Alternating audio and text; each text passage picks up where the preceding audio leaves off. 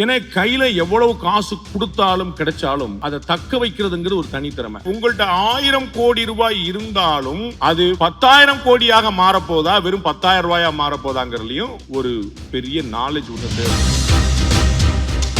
Gold வந்து ஒரு பியூட்டிஃபுல்லான கமாடிட்டி. காலகாலம் அவங்களுக்கு தெரியும் தங்கத்தோடைய வேல்யூ முந்தானத்து நேத்து இல்ல. நமக்கு விவரம் தெரிஞ்ச காலத்துல இருந்து ராமாயண மகாபாரத காலத்துல தங்கம்னா வேற தங்கம்டா அப்படிமா. சோ நம்ம வீட்டு பிள்ளைகளுக்கே தங்கம்னு பேர் இருக்கும். அந்த மாதிரி தங்கங்கிறது ஒரு ஆச்சரியமான விஷயம். இந்த முதல் வரி சொல்றாங்க அடமான நகையை மீட்டலாம், அப்புறம் அடமான நகை வித்துடலாம். ரெண்டாவது வரி உனக்கு கையில் நிறைய காசு பா, அப்புறம் தங்கம் உன் பணம் அது ஏன் பணம். லாங் டேர்மா நம்ம வந்து நமக்கு வருமானம் வந்தா போதும் அப்படின்னு இந்த டாடா மாதிரியான நிறுவனங்கள் இருக்கு. நிதானமா மெதுவா அமைதியா அப்படி போயிட்டே இருக்குது. போறாங்க ஜாக்வார் கம்பெனியை வாங்குறாங்க, ஏர் இந்தியா வாங்குறாங்க. ஒரு அங்கங்க ஆக்சிடென்ட் ஆகி படக்குன்னு ஃபிளைட்லாம் விழுந்தா கூட எந்திரிச்சு வராங்க, சமாளிச்சு போயிட்டு இருக்காங்க. லாங் டேர்மா போயிட்டு இருக்காங்க. அப்படி போட்டு அப்படி காசு எடுக்கணும் அப்படின்னு அதானிட்ட போனா வந்து கிடைச்சு. அப்படி போனா இப்படி ஒரு படத்துல சொல்லுவாங்கல்ல, வக்கீல் இப்படி போட்டு இப்படி கேஸ் முடிச்சிடலாம். அப்படி போனா அங்க போய் நிக்கிறாங்க.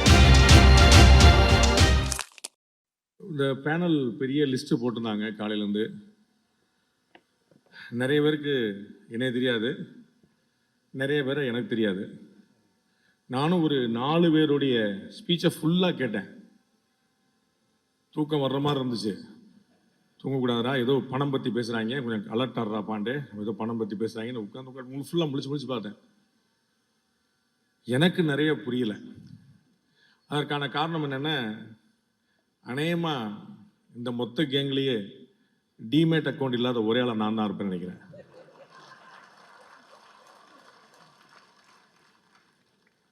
நிறைய சம்பாதிச்சிட்டிங்கண்ணே அதனால டிமேட் அக்கௌண்ட் இல்லை அப்படின்றாரு. அப்போ பாயிண்ட் என்ன வருது, டிமேட் அக்கௌண்ட்டே இல்லாமல் சம்பாதிக்கலாம்னா காலையிலேருந்து என்னடா பேசிக்கிட்டு இருந்தோம் நம்ம அப்படின்னு கேள்வி வருது. அவ்வளோதான் அதில் கேம் இருக்குது. ஸோ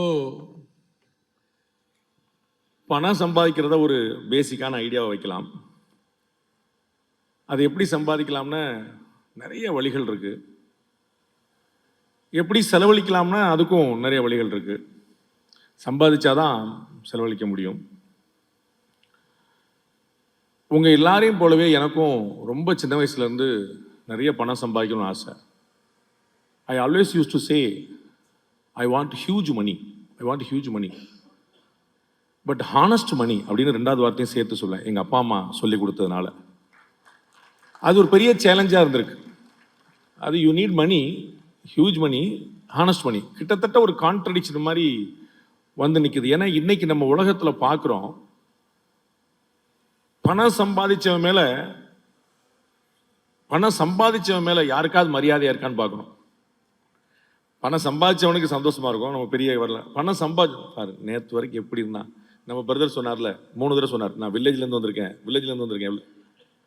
அந்த வில்லேஜில் ஒருத்தன் உட்காந்துருப்பான் அந்த ஆலமரத்தடியில். எப்படி இருந்தான் இவெல்லாம், இப்போ பாரு என்ன பேசிட்டு இருக்கான் பாரு, கோட் சூட் போட்டு அப்படி ஒரு நாள் இருப்பான். அப்போ நம்ம வந்து பெரிய ஆள் ஆயிட்டோம் அப்படின்னா நமக்கு ஒரு மனநிறைவு இருக்குதோ இல்லையோ, ஒரு 10 பேர் சுற்றி உட்காந்துட்டு டேய் ஸ்ரீவில்லிபுத்தூர்ல தேரோட்டத்தில் நீ ஆடினெல்லாம் பார்த்துருக்கேன்டா அப்படிமா. ஆமாம் பார்த்துருக்கேன், நம்மளே யாராலும் முன்னாடி சொல்லிடுறது. அப்போ ரொம்ப ஒரு பெரிய சேலஞ்சிங்கான விஷயம் கட்டாயம் பணம் சம்பாதிக்கிறது. பொருளிலாருக்கு இவ்வுலகு இல்லை அப்படின்னு வள்ளுவர் சொல்றாரு. கையில காசு இல்லைன்னா இந்த உலகத்துல உனக்கு மரியாதையே இல்லை அப்படின்னு. இந்த மரியாதை இல்லை கூட சொல்ல, இந்த உலகமே உனக்கு கிடையாது, இந்த பக்கம் இவ்வுலகு இல்லைன்றார். உனக்கு இந்த ஏரியா கிடையாதுப்பா, ஓடி போயிரு அப்படின்றார்.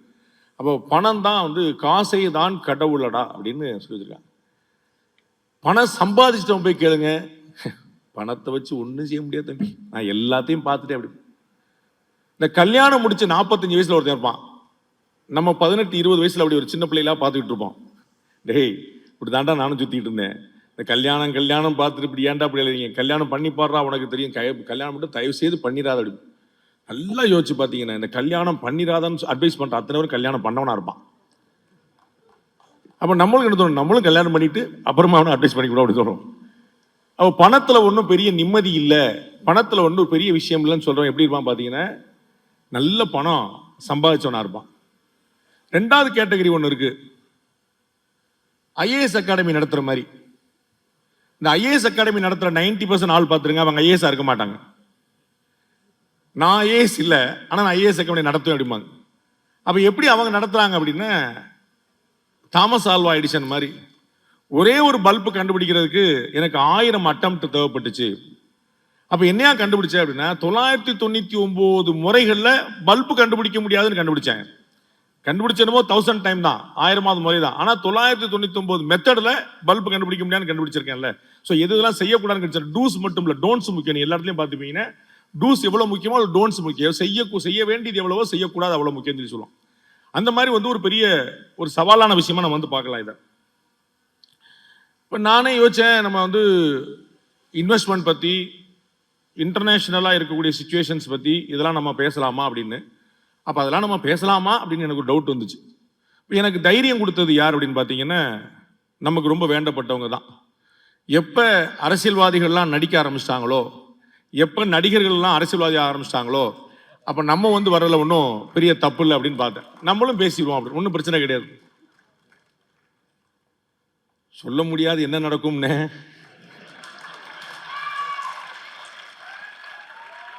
நீங்க பூரா இன்வெஸ்ட் பண்ற மாதிரி தான். நீங்க ஒரு பட்டன் அமைக்கிருப்பீங்க, உங்களை மாதிரி எத்தனை பேர் பட்டன் அமுக்குனாங்கன்னு தெரியாது, எத்தனை பேர் எந்த பட்டன் அமுக்குனாங்கன்னு தெரியாது.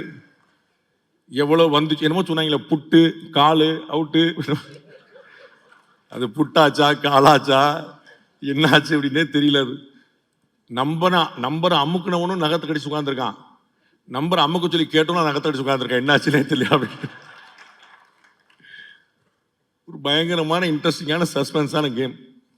அப்படிலாம் வந்து ஸ்டாக்ல வந்து கவலைப்பட வேண்டியதில்லை. நீங்கள் அமுக்குனா உடனே மறுநாள் காலையில் தெரிஞ்சு இருக்குதா இல்லையான்னு.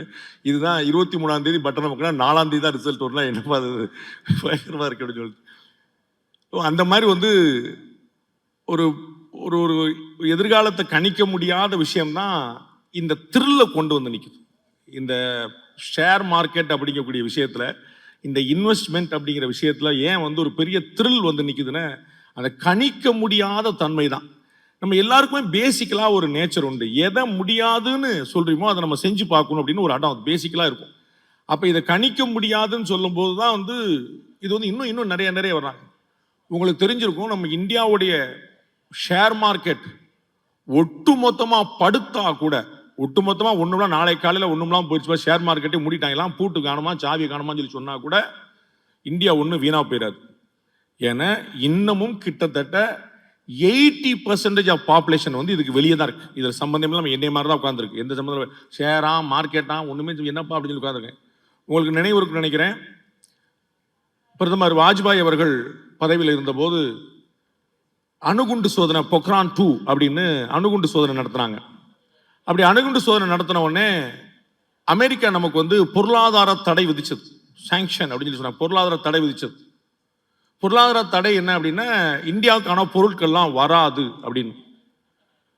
நம்ம பாரத பிரதமர் அப்போ இருந்தவர் வந்து அமெரிக்கன் ஸ்டைல்லே தான் அதை அறிவிச்சாரு. ரொம்ப முக்கியமான விஷயம், நம்ம அணுகுண்டு சோதனை பண்ணது எவ்வளோ முக்கியமான விஷயமோ அதை விட ரொம்ப பெரிய விஷயம் என்னன்னா, நம்ம அணுகுண்டு சோதனை நாம அறிவிக்கிற வரைக்கும் உலகத்துக்கே தெரியாது. அவ்வளோ சைலண்டாக போனோம். நம்ம வந்து சாதாரண ஒரு லட்சுமி பட்டாசே சைலண்டாக போட முடியாது, ஒரு அணுகுண்டே சைலண்டாக போட்டிருக்காங்கன்னா எவ்வளோ விவரமாக வேலை பார்த்துருப்பாங்க பார்த்துக்கங்க. அமெரிக்காவுடைய சேட்டலைட் வந்து இந்த பில்டிங்கை மேலே சுற்றிட்டு இருக்கு, ஒரு இன்ச்சு பாக்கி இல்லாமல். அப்போ எவ்வளோ விவரமாக போட்டிருப்பாங்க அப்படிங்கிற பாருங்க. அப்போ நம்ம வாஜ்பாய் அவர்கள் அமெரிக்கன் ஸ்டைல்லையே 2 கொடியை வச்சுக்கிட்டு நடுவில் உட்காந்து பிரஸ் மீட் கொடுத்த போது தான் நம்ம அணுகுண்டு சோதனை பண்ணோங்கிறது உலகம் தெரிஞ்சது. அவ்வளோ பெரிய ஆச்சரியமான ஒரு விஷயமா பண்ணோம். அப்போ வந்து பெரிய அளவில் வந்து எதிர்ப்பு தெரிவித்து அமெரிக்கா நமக்கு சாங்ஷன் போட்டாங்க. நம்ம வந்து இனிமேல் இந்தியாவுக்கு வந்து நாங்கள் பொருட்கள் கொடுக்க மாட்டோம்னு ஒரு தடையை விதிச்சாங்க. நம்ப மாட்டீங்க, இந்தியா அதுக்கு ரியாக்ட் பண்ணவே இல்லை.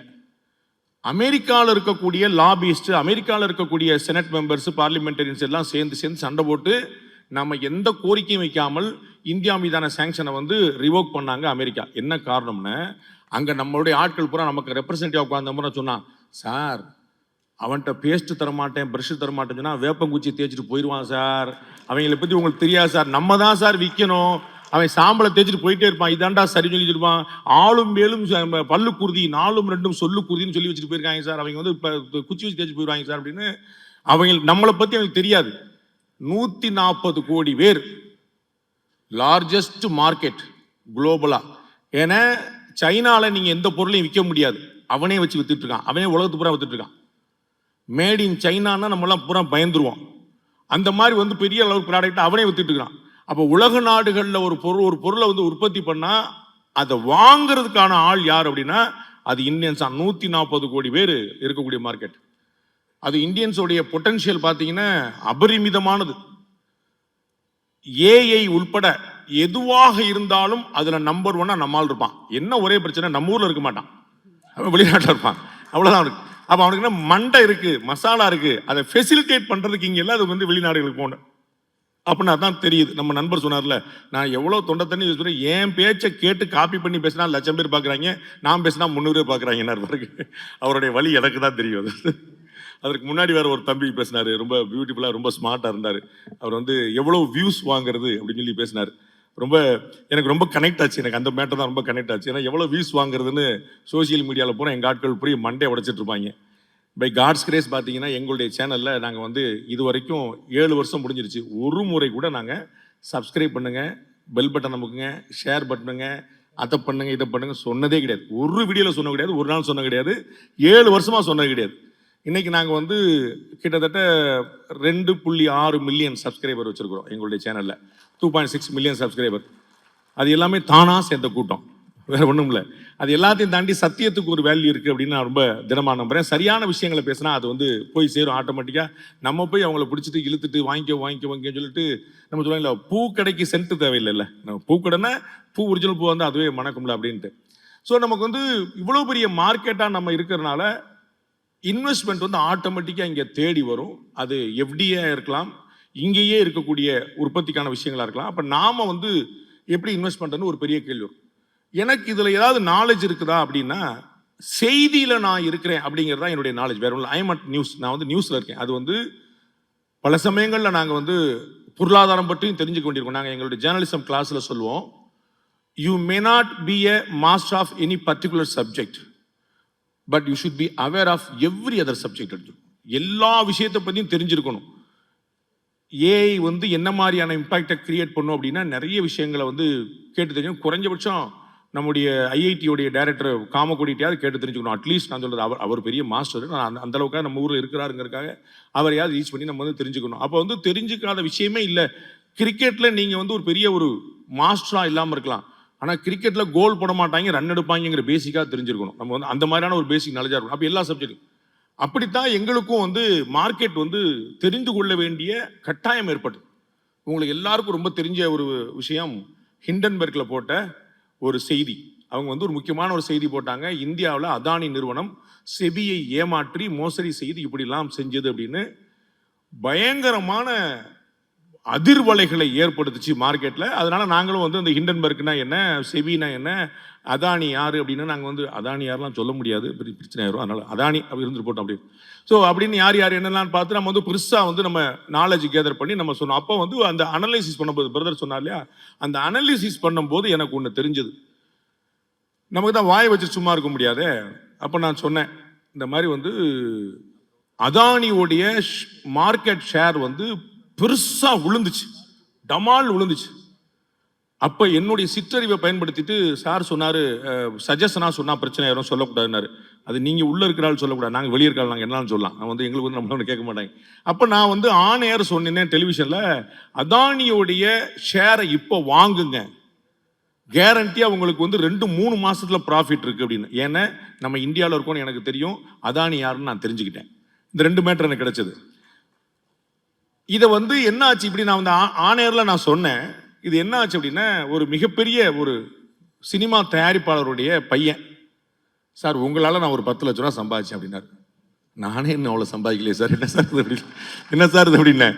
சார் நீங்கள் வந்து அதானியோட ஷேரை வாங்கிக்கங்கன்னு சொன்னீங்க, நான் ரொம்ப கவலையில் இருந்தேன், இது வந்து போச்சு, படுத்துருச்சு, விழுந்துருச்சு அப்படின்னு நினச்சிக்கிட்டு இருந்தேன். நீங்கள் வந்து அதானி ஷேரை வாங்குங்கன்னு சொன்னீங்க, நான் ஃபுல்லாக வாங்கி போட்டேன் சார், இன்னைக்கு வந்து வேறு ரேஞ்சுக்கு போயிடுச்சு சார் அப்படின்னாரு. அதில் ஏதாவது பாதி ஷேராவது கொடுங்க சார், வா சார்.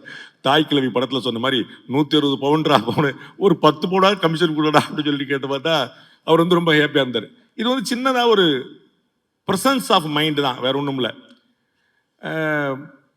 கோவிட் பீரியடில் உங்களுக்கு ஞாபகம் இருக்கும், இங்கே கோவிட் பீரியடில் 10th +2 பாஸ் பண்ண எடப்பாடி பழனிசாமியால் பாஸ் பண்ண குரூப் வேறு இருக்கீங்க. அதனால் வந்து அது வந்து ஒரு பக்கம், அதை தாண்டி கொஞ்சம் பெரியவங்களாம் யூஸ் பண்ணிங்கன்னா பெரிய இறைவனுடைய கொடை உங்களுக்கு ஞாபகம் இருக்கும். உங்களுடைய எல்லாருடைய ஃபோன் கான்டாக்ட்லேயும் அட்லீஸ்ட் ஒரு 10-20 நம்பராது கோவிட் பீரியடில் நம்ம வந்து டெலிட் பண்ண வேண்டி வந்திருக்கோம். அவ்வளோ பெரிய துயரத்தை சந்தித்து பை காட்ஸ் கிரேஸ் நம்ம வந்து சர்வே பண்ணி வந்தோம். அந்த பீரியடில் ஒரு பெரிய ஒரு சர்ப்ரைஸ், ஒரு நேம் வந்து எமர்ஜ் ஆச்சு, பல்சாக்சி மீட்டர் அப்படின்னு ஒரு பேச்சு வந்துச்சு.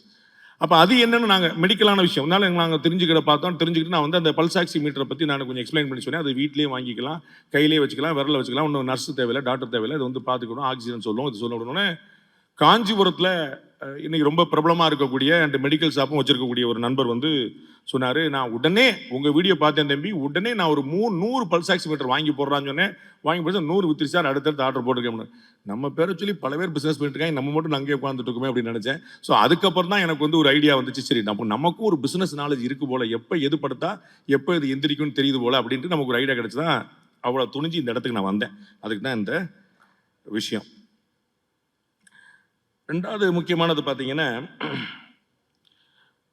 இன்வெஸ்ட்மெண்ட் அப்படிங்கிறது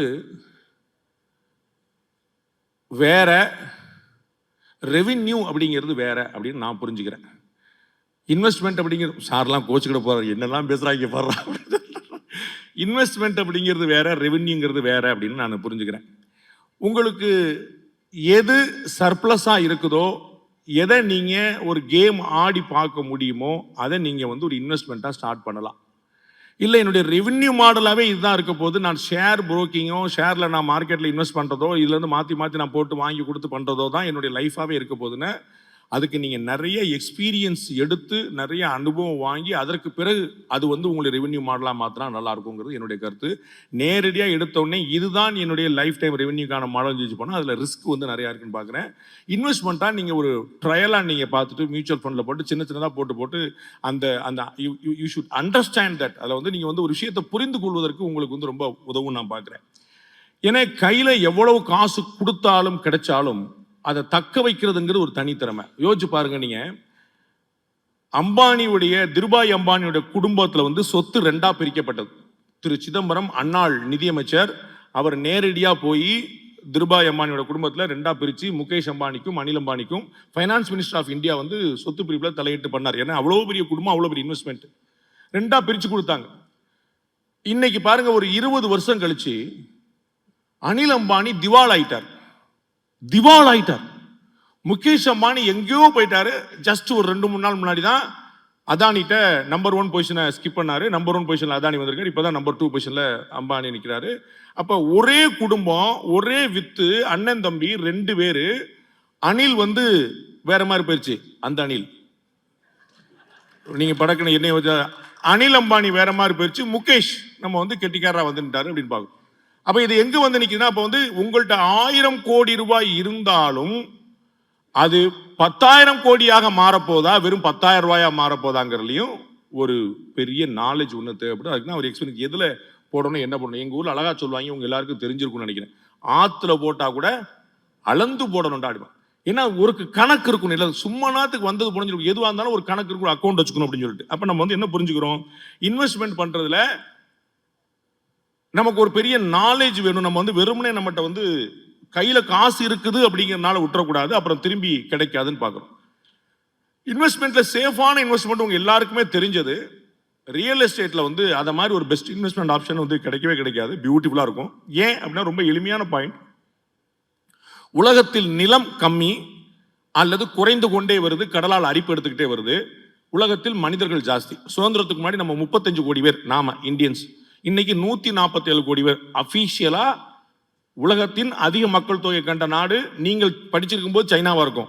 இன்னைக்கு நாம தான். ஸோ நம்ம வந்து சைனாவை சர்பாஸ் பண்ணி வந்துட்டோம். நம்ம வந்து நம்பர் 1 உட்காந்துருக்கிறோம். அப்போ மக்கள் தொகை பெருகிட்டே போகுது, நிலம் குறைஞ்சிக்கிட்டே போகுதுன்னா அப்போ நிலத்துக்கான வந்து எல்லாருக்கும் வந்து ஒரு சொந்த வீடு வாங்கணுங்கிற ஒரு ஆசை இருக்கு. அதனால ரியல் எஸ்டேட்ல நீங்க வீடோ, நிலமோ, ஃபிளாட்டோ, சொந்த தனி வீடோ ஏதோ ஒன்று, அண்ட் அக்ரிகல்ச்சர் லேண்டோ, ஃபார்ம் லேண்டோ ஏதோ ஒன்று வந்து கட்டாயம் வரும். லேண்டுக்கு வந்து பெரிய வேல்யூ இருக்கு.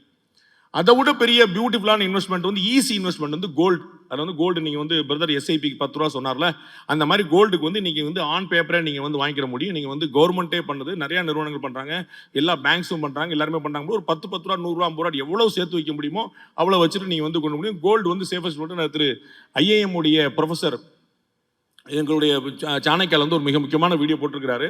ஒரு 2 மணி நேரம் ஸ்பீச் அது இன்வெஸ்ட்மெண்ட் பற்றி. அதில் வந்து எஸ்பெஷலி கோல்டு பற்றி, ஏன் வந்து கோல்டு வந்து ஒரு பியூட்டிஃபுல்லான கமாடிட்டி, இதை மாதிரியான ஒரு பொருள் வந்து ஏன் காலகாலம் அவங்களுக்கு தெரியும். தங்கத்துடைய வேல்யூ நேத்து இல்லை, நமக்கு விவரம் தெரிஞ்ச காலத்துலேருந்து ராமாயண மகாபாரத காலத்துல தங்கம்னா வேற, தங்கம்டா அப்படிமாங்க. ஸோ நம்ம வீட்டு பிள்ளைகளுக்கே தங்கம்னு பேர் வைப்போம். அந்த மாதிரி தங்கங்கிறது ஒரு ஆச்சரியமான விஷயம், ஈஸியாக மாற்றிக்கலாம். வந்து ரொம்ப ஆச்சரியமான பாயிண்ட் பாருங்க. என்னுடைய என்னுடைய அம்மாட்ட வந்து ஒரு 10 பவுன் செயின் இருக்கும். அந்த 10 பவுன் செயினுடைய ரேட் இன்னைக்கு என்னங்கிற நீங்க பாத்துங்க. அந்த 10 பவுனை எங்க அம்மா அப்படியே கழட்டி என்னுடைய ஒய்ஃப் கழுத்துல மாத்தி விட்டா அந்த ப்ராப்பர்ட்டி, அந்த கமாடிட்டி அப்படியே ஷிஃப்ட் ஆயிடுச்சு ஓவர் நைட்ல. அதோடைய ஓனர்ஷிப் உடனே மாறிச்சு. நாளிலிருந்து அது வந்து என்னுடைய ஒய்ஃப் உடைய ப்ராப்பர்ட்டி. நேற்று வரைக்கும் அந்த அந்த சேஞ்ச் டிரான்ஸ்ஃபர் எப்படி நடக்கு பாருங்க. மேட்டர் ஆஃப் எ மினிட், அவ்வளவுதான். No paper, no document, nothing. நீங்க வந்து அடமானம் வச்சுக்கலாம், வித்துக்கலாம், திருப்பி பார்த்துக்கலாம். இன்னைக்கு உள்ளே பயங்கரமான கோடீஸ்வரனா யார் உட்கார்ந்துருக்கான்னு பாக்குறீங்க. பல செயின், பல கிழங்கு போட்டு தங்கத்தை அடமானம் விற்கிற உங்களுடைய அடமானம் வைத்த தங்கத்தை உடனே விற்க வேண்டுமா? அதுக்கு எல்லா நடிகையுடைய போட்டோ போட்டு வச்சிருக்காங்க. தங்கத்தை விற்கிறதுக்கு இவ்வளவு போட்டி போட்டு வச்சிருக்காங்க. பதிவு பாருங்க. அப்ப என்னன்னு, தங்கத்தை நானே அடமானம் வச்சிருக்கேன், நானே என்னைக்காவது மீட்டுறோம் நம்பிக்கை வச்சிருக்கேன். அவங்க என்ன சொல்றாங்க, வா உடனே வித்துரு அப்படின்னு. நம்மளும் சந்தோஷம், ஆப்பா வித்துரும், உன் அடமான நகையை மீட்டுறேன். முதல் வரி சொல்றாங்க அடமான நகையை மீட்டலாம், அப்புறம் அடமான நகை வித்துடலாம். ரெண்டாவது உனக்கு கையில் நிறைய காசு பா, அப்புறம் தங்கம் உன் பணம், அது ஏன் பணம், முடிஞ்சு வச்சா. அப்போ அது விளம்பரம் பாருங்க எவ்வளவு அதிகமா இருந்து. அப்ப தங்கம் வந்து ஸ்லோவா ஏறினாலும் ஏறும், கட்டாயமா ஏறும். 1000 ரூபாய் விலை ஏறும், 100 ரூபா தான் குறையும். தங்க விலை இன்னைக்கு குறைஞ்சிருச்சா அப்படின்னு சொல்லி காலையில ஒரு மார்க்கெட்டு, நம்ம ஜெயந்தி ஜலானி நம்ம இருக்கிறாரு, காலையில ஒரு ரேட்டு போடுவாரு, மதியம் ஒரு ரேட்டு போடுவாரு. நீங்க வந்து காலையில 500 ரூபாய் உயர்வு, மதியம் 300 ரூபாய் குறையணும். 300 ரூபாய் குறைஞ்சிச்சா, 500 ரூபாய் ஏறினால தான் 300 ரூபாய் குறைஞ்சிருக்கு. அப்படின்னு பார்த்தா 200 ரூபாய் கூட்டிதான் இருக்கு. அப்ப கூட்டிகிட்டே போகல, எந்த செகண்ட் தான் கிடையாது. தங்கம் வந்து ஒரு பியூட்டிஃபுல்லான விஷயம். அதை தாண்டி இப்ப புதுசா இந்தியா முழுக்க இது மாதிரியான நிகழ்ச்சிகள், இது மாதிரியான நிறுவனங்கள்லாம் ஒரு பெரிய விழிப்புணர்ச்சி வந்துட்டு தான். இந்த மாதிரியான ஷேர் மார்க்கெட் பத்தின ஒரு பெரிய நாலேஜ், ஆர்வம் எல்லாத்துக்குமே பெருசா வந்து நிக்குது. பெருசா அதிகமா வந்து நிக்கிறாங்க நம்ம பாக்குறோம். எனக்கு தெரிஞ்சு ஒரு நண்பர் இருக்கிறார், எங்களுடைய க்ளோஸ் அசோசியேட்டா இருக்கிறார், சாணக்கியாவோட சேர்ந்து ஒரு ட்ரஸ்ட் ரன் பண்ணிட்டு இருக்கார். I don't want to name here. அது வந்து ஒரு அவங்களுக்கான ஒரு ப்ரொஜெக்ஷனா நீங்க கருதக்கூடாது அப்படிங்கிறதுக்காக. ரொம்ப தரையிலிருந்து வந்தவர், ரொம்ப சாதாரணமா ஏழை குடும்பத்துல இருந்து வட சென்னையில ஒரு சேரி பகுதியிலிருந்து வந்தவர். இந்த மார்க்கெட்ல இறங்கி ஷேர்னா என்னன்னு வந்து அக்கு வேறு ஆணி வேற பிரிச்சு பார்த்து அடிச்சு நம்பர் 1 புரோக்கரா மாறி வந்து அவர் வந்து எனக்கு புது கிளையன்ட்ஸ் வேண்டாம்ன்றார். நீங்க வந்து நாளைக்கு வந்து சார் என்கிட்ட ஒரு 100 கோடி ரூபா இருக்கு, நீங்க எனக்கு இன்வெஸ்ட்மெண்ட் பிளானரா நீங்க இருங்கன்னா, வேண்டாம் சார், முடியாது சார், டைம் இல்லை சார். அந்த ரேஞ்சில் போய் வந்து பெரிய சம்பாதிச்சிருக்காரு. அவரே பயங்கரமா சம்பாதிச்சிருக்காரு. Just imagine. அவர் நம்ம கூட அசோசியேட் ஆகி சில ட்ரஸ்ட் மூலமா சில நல்லது பண்ணிட்டு இருக்கோம். அப்போ வந்து இதுல எவ்வளவு சம்பாதிக்க முடியும். ரொம்ப சின்ன டீம் தான் வச்சிருக்காரு. மொத்தமே ஒரு 5-6 பேர், ஒரு 500 பேர் உட்காந்துருப்பாங்க. நம்ம வந்து பழைய படத்துல எல்லாம் பார்ப்போம்ல, இந்த ஷேர் மார்க்கெட் பார்த்தா ஒரு 1000 பேர் உட்காந்துருப்பாங்க, டக்குனு பிஸியா இருப்பாங்க. நம்ம இவ்வளவு நாள் ரொம்ப கூலா கம்போஸா சாதாரண உட்காந்து, மொத்தமே இந்த ஆஃபீஸ்ல 5 பேர் தான் உட்காந்துருக்காங்க. அதோட டேர்ன் ஓவர் வந்து அன்இமேஜினபிளா இருக்குது. அவர்கள் வரக்கூடியவங்க எல்லாம் வந்து இவர் கொடுக்கக்கூடிய இவர் வந்து எவ்வளவு ப்ராஃபிட் பண்ணி தராருங்கிற பொறுத்து அவங்க அந்த கமிஷனை போக எக்ஸ்ட்ரா தந்துட்டு இருக்காங்க. அதை வச்சு தான் அவர் வந்து இந்த ட்ரஸ்ட்லாம் எடுக்காரு. அந்த மாதிரி சம்பாதிக்க முடியும் அப்படிங்கிறது தான் இதுல இருக்கக்கூடிய பெரிய ஃபேஷனேட்டிங்கான பாயிண்ட். திரை உலகம் ஒரு சில நட்சத்திரங்களை தான் உருவாக்குகிறது. ஆனால் எல்லா மின்மணி பூச்சிகளும் நாமும் நட்சத்திரமாக மாற வேண்டும் என்று துடிக்கின்றன. அந்த த்ரில் வந்து அதுல தான். நாமளும் ஒரு நாள் நட்சத்திரம் ஆவோம் அப்படிங்கிறது. அப்போ வந்து அது ரொம்ப நம்மளை நகர்த்திக்கிட்டே போகுதுங்கிற பார்ப்போம். அந்த அந்த நட்சத்திரத்தை பார்க்கறதா நமக்கு வந்து ஒரு நாள் ரீச் ஆகணும் அப்படிங்கிறது கொண்டு போயிட்டு இருக்கு. அதுல எவ்வளவு நாள் சம்பாதிக்க முடியுங்கிற ஒரு முக்கியமான விஷயம். இதுல வந்து நானா புரிஞ்சுக்கிட்டது, இன்வெஸ்ட்மெண்ட் வந்து எப்படி பண்ணலாம் அப்படின்னு யோசிச்சுக்கிட்டேன்னா, நீங்க எல்லாம் மாஸ்டர்ஸ், நான் வந்து சும்மா என்னுடைய புரிதலை மட்டும் சொல்லிட்டு, லாங் டேர்மா நம்ம வந்து நமக்கு வருமானம் வந்தா போதும் அப்படின்னு இந்த டாடா மாதிரியான நிறுவனங்கள் இருக்கு. நிதானமா மெதுவா அமைதியா அப்படி போயிட்டே இருக்குது. போறாங்க. ஜாக்வார் கம்பெனியை வாங்குறாங்க, ஏர் இந்தியா வாங்குறாங்க. ஒரு அங்கங்க ஆக்சிடென்ட் ஆகி படக்குன்னு ஃபிளைட்லாம் விழுந்தா கூட எந்திரிச்சு போய் வராங்க. இது மாதிரி சமாளிச்சு போயிட்டு இருக்காங்க. லாங் டேர்மா போயிட்டு இருக்காங்க. அப்படி போட்டு அப்படி காசு எடுக்கணும் அப்படின்னா அதானிட்ட போனா வந்து கிடைச்சிடும். அப்படி போனா அப்படி இப்படி ஒரு படத்துல சொல்லுவாங்கல்ல, வக்கீல் இப்படி போட்டு இப்படி கேஸ் முடிச்சிடலாம். அப்படி போனா அங்க போய் நிக்கிறாங்க. இல்ல அம்பானி மாதிரி பாத்தீங்கன்னா 2-3 கவர்மெண்டா, நீங்க எல்லாருமே அதானி சொல்லுவாங்க, இந்த கவர்மெண்டால ஆதாயம் அடைந்தவர்னு திரு ராகுல் காந்தி அவர்கள் தொடர்ந்து விமர்சனம் பண்ணிட்டே இருப்பாரு. அதானி தான் அவங்களுடைய ஃப்ரெண்ட்ஸ் அப்படின்னு சொல்லிட்டே வருவார். இந்த கவர்மெண்டால ஆதாயம் அடைந்தது அதானினா, முந்தின கவர்மெண்டால ஆதாயம் அடைந்தது அம்பானி. அது எல்லாருக்குமே தெரியும். ராஜீவ் காந்தியோட ஃப்ரெண்ட்ஸா இருந்தாங்க, எல்லாருமே போனாங்க, நிறைய விஷயங்கள்லாம் பண்ணாங்க. ஸோ நமக்கு வந்து இடையில ஒன்று வேணும்னா நம்ம வந்து அம்பானிட்ட போலாம். இந்த மாதிரி வந்து வேற 3 டேமா வந்து பார்த்துட்டு long term, short term, middle அப்படின்னு சொல்லி நிறைய ட்ரை பண்ணாங்க. இது மாதிரி கம்பெனியில் பார்க்க வேண்டியது. இன்னொரு முக்கியமான விஷயம் நான் என்ன தெரிஞ்சுக்கிட்டேன்னா, செய்திகளை நீங்க நிறைய தெரிஞ்சுக்கிறது உங்களுடைய இன்வெஸ்ட்மெண்ட் பிளானை வந்து ரொம்ப சரியா வைக்கிறது வரும். நியூஸ் வந்து அது எனக்கே ரொம்ப ரீசெண்டாக தெரிஞ்சு. நான் வந்து இவங்க என்கிட்ட டேட்டு கேட்ட நாள்ல இருந்து கொஞ்சம் அப்படியே இதில் ஒர்க் பண்ண ஆரம்பிச்சேன். என்னென்ன நடக்குதுன்னு பார்த்தா செய்தி வந்து ஒரு மேஜர் ரோல் பிளே பண்ணுது. அவர் பிரதர் சொன்னார் பாருங்க, நான் நியூஸ்ல எவ்வளவு கொடுத்துருக்கேன் அப்படின்னு. அவர் வந்து நியூஸ் சேனல்ல வர்றது போக, நியூஸ் சேனல் வர்றது ரொம்ப முக்கியமான விஷயமா இருக்கு. இப்போ உங்களுடைய மார்க்கெட்டை யார் தீர்மானிச்சுட்டு இருக்கான்னு நினைக்கிறீங்க? எங்களோட அண்ணன் டொனால்ட் ட்ரம்ப் தான். நம்முடைய மார்க்கெட்டை தீர்மானிக்கிற அவர் தான். அவர் எங்கே உட்காந்து பிரதர் சொன்னார் பாருங்க, நைட்டு தூங்கி காலைல கோவப்பட்டுறாரு, அவ்வளவுதான் நான் ஹார்மோஸ் நீரினை முடக்கிட்டேன் அப்படின்னு சொல்றாரு. அவ்வளவு ஒரே பஞ்சாயத்து இருக்கு. அவர் ஒரு ரூம் கதவை மூடுனா நமக்கு இங்கே கேஸ் இல்லைன்றாங்க. அப்ப எவ்வளவு யோசிச்சு பாருங்க. அப்ப உடனே கேஸ் கம்பெனிகள்லாம் வந்து தடுமாறுது. வேற ஏதாவது சமாளிச்சாலும் பார்த்து ரஷ்யால வாங்கிட்டோம்னு பார்த்து ஒரு பெரிய சேலஞ்சிங்கான விஷயமா போயிட்டு இருக்கு. ருபி வேல்யூ வந்து டிராஸ்டிக்கா குறைஞ்சிட்டு இருக்கு. இது வந்து மார்க்கெட் பாத்தீங்கன்னா ரொம்ப கன்ஃபியூசிங்கா இருக்கு. அது வந்து சினிமாக்கள்ல வர்ற மாதிரி அதுல வேணும் மேல ஒரு சீனு கீழே ஒரு சீனு, இந்த ரெண்டையும் கனெக்ட் பண்றதுக்கு பார்த்தா நடுவில் ஒரு சீன் ஓடிடும். அந்த மாதிரி வந்து நியூஸை நீங்க ஃபுல்லா பார்த்துட்டு மார்க்கெட்டை நீங்க வந்து ரிசல்ட் பார்த்தீங்கன்னா ரெண்டுக்கும் நடுவில் ஒரு கனெக்டிங் பாயிண்ட் இருக்குங்கிற புரிஞ்சுக்கலாம். அப்போ வந்து நியூஸ்னா செய்தியில நடக்கிற சம்பவங்கள், அந்த சம்பவங்கள் பெரிய அளவுல வந்து ஒரு வரலாற்றை மாட்டுது. உங்களுக்கு ஞாபகம் இருக்கும், தேர்தல் அன்னைக்கு பார்த்தீங்கன்னா ரிசல்ட் வரும்போது அகில இந்திய அளவில், தமிழ்நாட்டு ரிசல்ட்டுக்கு ஒன்றும் சம்பந்தம் கிடையாது, ஆல் இந்தியா லெவலில் நீங்கள் வந்து பார்லிமெண்ட் எலெக்ஷன் வந்துச்சுன்னா அன்னைக்கு நிஃப்டி இறங்கிருச்சு, சென்செக்ஸ் ஏறிச்சு. அதுனா அந்த ரிசல்ட் என்ன வருதோ அவ்வளோ பயங்கரமான ஃபிளக்சுவேஷன் இருக்கும். அதை வச்சு அதுலேயுமே பார்த்தீங்கன்னா மைனாரிட்டி கவர்மெண்ட்டா மெஜாரிட்டி கவர்மெண்ட்டா, பிஜேபி ஃபுல்லாக ஜெயிச்சுதா பாதி ஜெயிச்சுதாங்கிறதுல மார்க்கெட் மாறும். அதில் ஒரு ஸ்டெபிலிட்டி பற்றி யோசிக்கிறோம். அப்போ என்னென்ன விஷயங்கள்லாம் நீங்கள் பார்க்கணும். நீங்கள் கம்பெனியை மட்டும் பார்த்தா போதாது, நீங்கள் எடப்பாடி பழனிசாமியும் ஸ்டாலினையும் சேர்த்து பார்க்கணும். புரியுங்களா? அவங்க எடுக்கக்கூடிய ஒரு முடிவு வேற என்னத்தையும் மாத்தி விட்டு போயிடும். அப்ப எவ்வளவு பெரிய சிக்கல் பாருங்க. நம்ம வந்து இன்னைக்கு எவ்வளவு ஸ்விக்கி ஜொமேட்டோ மாதிரியான புது விஷயங்கள் வந்துருச்சு பாருங்க. எவ்வளவு கம்பெனி வந்துருச்சு. ஒரு 5 வருஷம் முன்னாடி இது போன்ற நிறுவனங்களே கிடையாது, ஒரு நிறுவனங்கள் கிடையாது. இன்னைக்கு இது போன்ற நிறுவனங்கள் எவ்வளவு வந்துருச்சு பாருங்க. இந்த நிறுவனங்களுடைய பேலன்ஸ் ஷீட்லாம் போய் பார்த்தீங்கன்னா ப்ராஃபிட்ல இருக்காது. ஆனா இந்த நிறுவன ஷேர்லாம் பார்த்தீங்கன்னா ஏறிட்டே போகும். எவ்வளவு பெரிய காம்ப்ளெக்சிட்டி பாருங்க. அப்ப என்ன புரிஞ்சுக்கிட்டேன், கம்பெனியோடைய ஓவரால் ப்ராஃபிட்டுக்கும் ஷேரோடைய வேல்யூக்கும் நேரடியாக சம்பந்தம் இல்லை. அது வந்து சம்பந்தப்படுற மாதிரி நம்ம கன்வென்ஷனலாக பழைய இடத்துல பார்த்தீங்கன்னா ஒருத்தன் எப்படி இருக்கான் அப்படின்னா லாபம் சம்பாதிக்கிறான்னு நல்லா நினைக்கிறோம். இந்த இடத்துல நீங்கள் ஷேரில் எனக்கு லாபம் சம்பாதிக்க வேண்டிய மேட்டர் இல்லை, வாங்கிட்டு இல்லை வித்துரு. அப்போ அடுத்த நிலையில் போயிருது. நீ 100 ரூபாய்க்கு வாங்கின 110 ரூபாய்க்கு வித்துற, கம்பெனிக்கு லாபமோ இல்லையோ உன் ஷேரை வித்ததுக்கு லாபம். ஏன்னா இது போங்காட்டமா இருக்கு அப்படின்னு வச்சேன். உங்களுக்கு புரியுங்களா? கம்பெனி வந்து லாஸ்ல போயிட்டு இருக்கு, ஆனா ஷேர் வந்து ப்ராஃபிட்ல இருக்கு. அப்ப இதுக்கு ரெண்டுக்குமே டைரக்ட் கனெக்ட் இல்ல, வேற மாதிரி பிசினஸ் பண்றான்னு. அப்ப ரொம்ப தெளிவா நம்ம தெரிஞ்சுக்க வேண்டியது செய்திகளை வந்து நீங்க ஃபுல்லா பார்க்கணும் அப்படின்னு.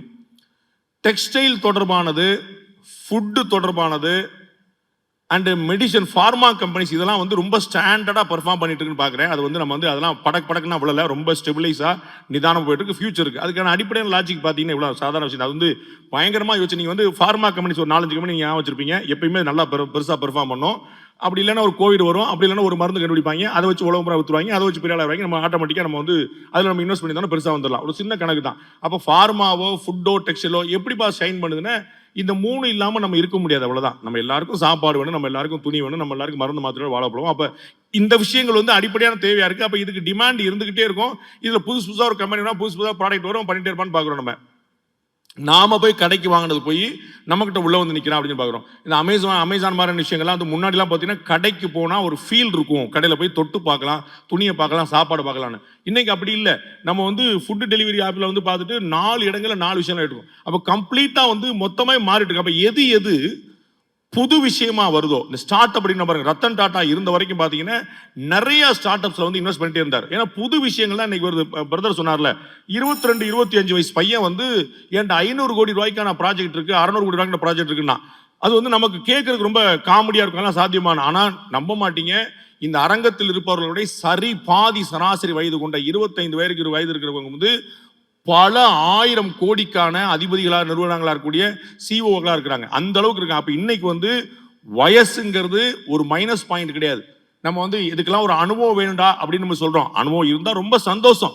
அனுபவம் இல்லாமலும் மண்டையில ஒரு ஸ்பார்க் ஒன்று வச்சுட்டு அது வந்து புயல் போல வேலை பார்க்கறவங்க இருக்காங்க. அப்ப இது மாதிரி புது கம்பெனியுடைய நீடு, அதுக்கு ஒரு பேசிக்கான ஒரு ட்ரிக் ஒன்று நான் கண்டுபிடிச்சேன். பேசிக்கலா நம்ம புரிந்து கொள்ள வேண்டியது, மனிதர்கள் சோம்பேறிகள். எதெல்லாம் சொபிஸ்டிகேட்டடா அவங்கள வச்சிருக்குமோ அது எதுக்கெல்லாம் பெருசா இருக்கும். நம்ம வந்து டிவி வச்சிருந்தோம், டிவியை போய் ஆன் பண்ணோம், ஆஃப் பண்ணோம்.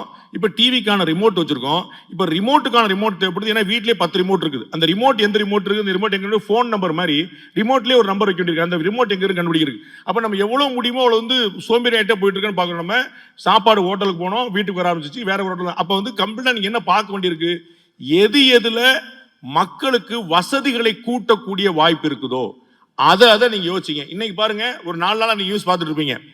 இந்த எலக்ட்ரிக் வெஹிக்கிள்ஸ்க்கான ஷேர்லாம் கூடிட்டே போகுது, நீடெல்லாம் கூடிட்டே போகுது. இந்த பெட்ரோல் டீசல் யோசிச்சு பாருங்க, கேஸை யோசிச்சு பாருங்க, இந்த எலக்ட்ரிக் வெஹிக்கிள்ஸ் யோசிச்சு பாருங்க, புரிஞ்சிடும். ஏன்னா வாங்குபவர்கள் முன்னாடி டீசல் தான் கார் வாங்குவேன், அது ரொம்ப மிச்சம். அம்பாசிடர் கார்லாம் வாங்கினப்போ பார்த்தீங்கன்னா டீசல் வாங்கினீங்கன்னா கார் ரொம்ப மிச்சம், டீசலோட காஸ்ட் கம்மின்னு. அதுக்கப்புறம் ப்ரொடக்ஷனே வந்துருச்சு, நிப்பாட்டிட்டாங்க, பெட்ரோல் மட்டும் தான் பார்க்குறோம். இப்போ பெட்ரோல் தாண்டி ஆட்டோமேட்டிக் அப்படிங்கிற பயிற்சி வரக்கூடிய வண்டியில் ஏன் நம்மலாம் டிரைவர் வச்சுக்கிற அளவுக்கு வசதி இல்லை, டிரைவர் தான் உள்ளே காஸ்ட்லியாக இருக்காரு, நம்ம சம்பளத்தை டிரைவர் கொடுக்க வேண்டியிருக்கு, அப்போ டிரைவர் தான் காஸ்ட்லி இருக்கு. அப்போ ஆட்டோமேட்டிக் டிரைவர் வண்டி வெஹிக்கிள் நம்ம அது அடுத்த மாதிரி இப்போ கியர் வண்டியோட ஆட்டோமேட்டிக். நான் ஏற்கனவே சொன்ன கவனிச்சு செய்வாங்க, மனிதர்கள் சோம்பேறியா இருக்கிற பற்றி யோசிச்சு பாருங்க. அப்போ நமக்கு ஆட்டோமேட்டிக் கியர்லாம் மாற்ற முடியாது, ஆக்சிலேட்டர் அழுத்தமா வண்டி போயிட்டே இருக்கணும், அந்த மாதிரி அடுத்து போயிட்டோம். IATA அப்படின்னு சொல்லிட்டு இன்டர்நேஷனல் ஏர் டிராஃபிக்கை கண்ட்ரோல் பண்ணக்கூடிய ஒரு நிறுவனம், அதனுடைய சேர்மன் ரிசைன் பண்றாரு. அப்படியா அப்படின்னு சொல்லி பார்த்தா மறுநாள் அவர் இண்டிகோல ஜாயின் பண்றாரு. அப்ப யோசிச்சு பாருங்க. அப்ப இந்த பக்கம் ஓகே, அவர் இங்க வர்றாருன்னா இந்த கம்பெனி வரணும். அப்ப நீங்க செய்திகள்ல ஒரு பாயிண்ட், ரெண்டாவது பாயிண்ட், இந்த ரெண்டுக்குமான ஒரு கனெக்டிங் பாயிண்ட் ஆகி வச்சீங்கன்னா அதுல நம்ம இன்வெஸ்ட் பண்றதுக்கான ஒரு நிறைய ஐடியா கிடைக்குங்கிற நான் பார்த்திருக்கேன். கட்டாயமா ஒப்பீனியன் டிஃபர் ஆகும். இது வரைக்கும் சொன்னவர்கள், நானும் இதற்கு மேல சொல்ல வருவாங்க, நிறைய அடுத்தடுத்த விஷயங்கள்ல அப்பா அவனை சொல்லுவார், பையன் அவனை சொல்லுவார், ஒப்பீனியன் டிஃபர் ஆகும். அதை தாண்டி நம்ம எப்படி ப்ராஃபிட் பண்றது நான் ரொம்ப ஆழமா யோசிச்சேன். நேரம் நல்லா இருந்தா ப்ராஃபிட் பண்ணலாம். நன்றி, வணக்கம்.